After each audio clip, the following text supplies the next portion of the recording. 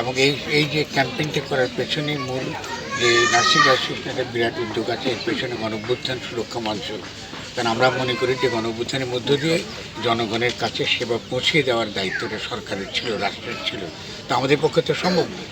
আমরা অন্তত নজির আকারে দেখাতে চাইছি যে এই কাজটা করা খুবই সহজ।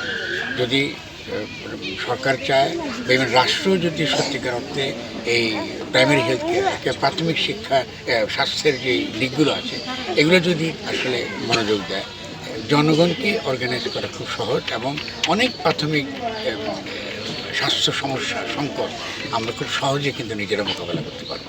সবচেয়ে বড় প্রবলেম হচ্ছে রাষ্ট্র আমাদের এখন জনগণের জন্য একটা প্যারাসাইট হয়ে গেছে। এটাই সমস্যা। কারণ রাষ্ট্র জনগণের নিজস্ব উদ্যোগকে সবসময় কী করতেছে, এটাকে সে প্রতিহত করছে, এটাকে দাবিয়ে রাখতেছে।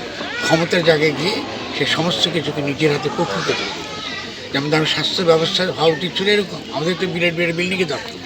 এখন কি করে আপনি ওই যে একটা প্রজেক্ট করে গাড়ি কিনে, প্রজেক্ট করে বিরাট বিরাট বিল্ডিং বানায়, ওখানে ডাক্তার পাওয়া যায়, ডেঞ্জারাস বাবা। তার মানে আপনি রাষ্ট্রটাই সমস্যা। ফলে গণঅভ্যুত্থানটা কিন্তু রাষ্ট্রকেই আজকে এটাকে উৎখাত করে জনগণের রাষ্ট্র বানানোটা ছিল তার মূল লক্ষ্য। এটা তারা ভুলে গেছে।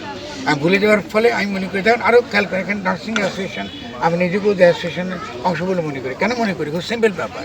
আমরা যে কিছুদিন আগে আমরা বলেছি, আপনারা অনেকে শুনেছেন, আমাদের এখানে যারা ভাই বোনরা আছে নার্সিং অ্যাসোসিয়েশনের পক্ষ থেকে, আমরা বলেছি যে বাংলাদেশে সেবাই